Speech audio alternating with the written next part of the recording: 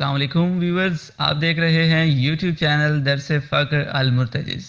Viewers, अगर आप चाहते हैं कि दरस फ़क्र के हवाले से तमाम वीडियोस और उनके नोटिफिकेशंस आपको मिलते रहें और आप कोई भी वीडियो मिस ना करें, तो उसके लिए आपको हमारा चैनल सब्सक्राइब करना होगा और साथ ही बेल के आइकन पे क्लिक ज़रूर कीजिए ताकि तमाम अपलोड होने वाली वीडियो आपको मौसूल हो सकें। अस्सलाम वालेकुम व्यूवर्स, आप देख रहे हैं यूट्यूब चैनल दरस फ़क्र अल-मुर्तजिज़। आज हम मौजूद हैं मखदूमुल मखादीम मुदर्रिसुल फ़क्र फ़ख्रुस सादात मुर्शिद पाक सैयद मोहम्मद मुर्तजिज़ बुखारी बादशाह सरकार के साथ।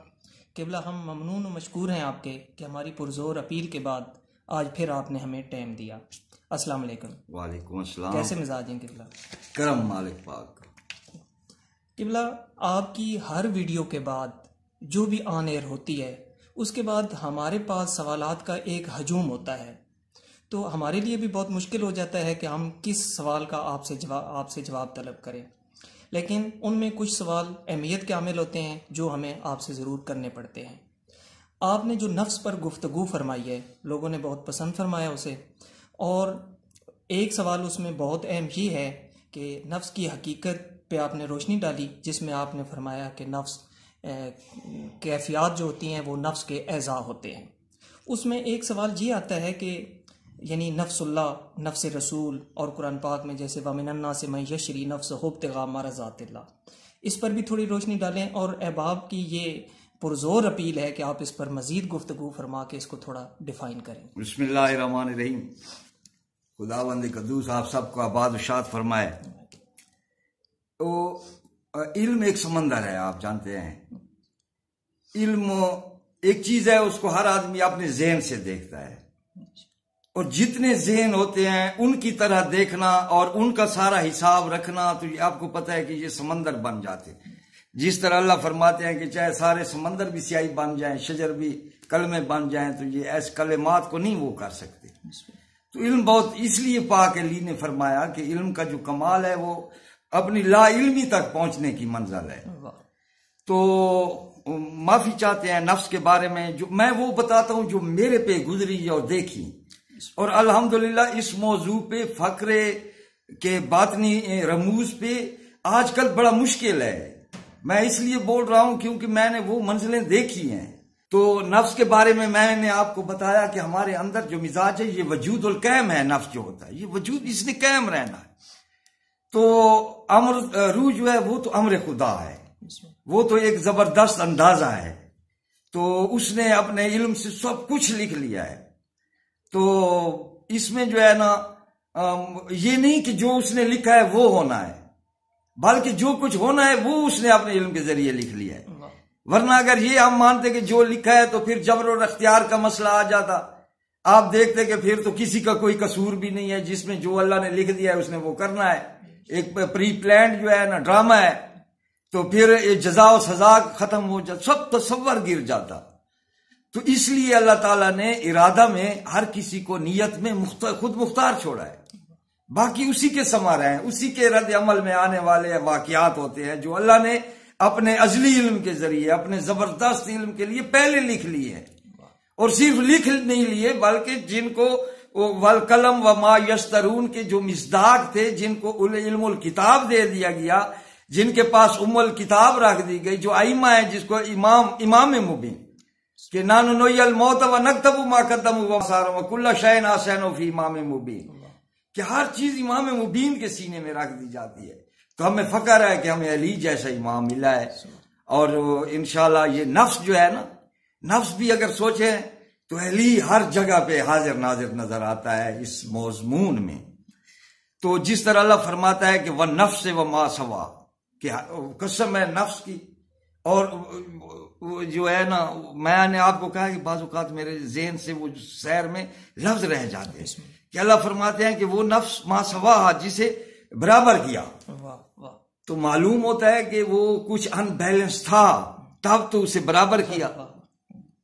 तो वो जब हम उसके बराबर होने पे सोचते हैं तो वो मीजान हमारे सामने आ जाती है, दो पलड़े हमारे सामने आ जाते हैं। वो मीजान का अमल आ जाता है, जो सूरह वज़अल मीजान, वो कायनात की मीजान समझ, उसके दो पलड़े समझ आ जाते हैं। کہ ان کو پہلے برابر کیا گیا. جس طرح پہلے قرآن پھر بعد میں فرماتے ہیں فلاما فجورا و تقوا، تو ہم اعلان کرتے ہیں اس نفس میں فجور کا بھی اور تقوی کا بھی. تو میں نے جھانکا جو ہستی کی ہر نہج میں دو مکروں کی آپس میں تکرار تھی. اب جس طرف سے بھی فلاما فجورا و تقوا، تو قد افلح من تزکا، وہ کامیاب ہو جاتا ہے. یہی دو لینے ہیں، یہی سے روشنیاں جلتی ہیں پازیٹیو اور نیگیٹو سے، یہیں سے نور بنتے ہیں سبز پوشی اور سرخ پوشی کے. تو یہ راز ہوتے ہیں فقر میں، یہ راز ہوتے ہیں. اور ہر آدمی کے لیے میری باتیں انٹرسٹنگ بھی نہیں ہوں گی. یہ خاص کچھ لوگ ہوتے ہیں جن کے لیے یہ باتیں میری انٹرسٹنگ ہوتی ہیں. تو نفس کے بارے میں تو آپ مجھے کہیں تو میں پورا چلیا کاٹ سکتا ہوں نفس کے لفظ پہ، لیکن میں آپ کو وہ باتیں بتاؤں گا جو ہمارے فقر کی بنیادی باتیں ہیں. تو اس لیے میں آپ کو بتا رہا ہوں کہ آپ اگر قرآن اٹھا کر دیکھیں تو علی وہ ہستی ہے. پہلے میں آپ کو بتاؤں کہ نفس کی اصل کیا ہے. نفس کی اصل یہ ہے کہ میں بول رہا ہوں، میں کہہ رہا ہوں، میں سن رہا ہوں، میں دیکھ رہا ہوں. یہ جو میں ہے، یہ جو میں ہے، میں یہی تو نفس ہے.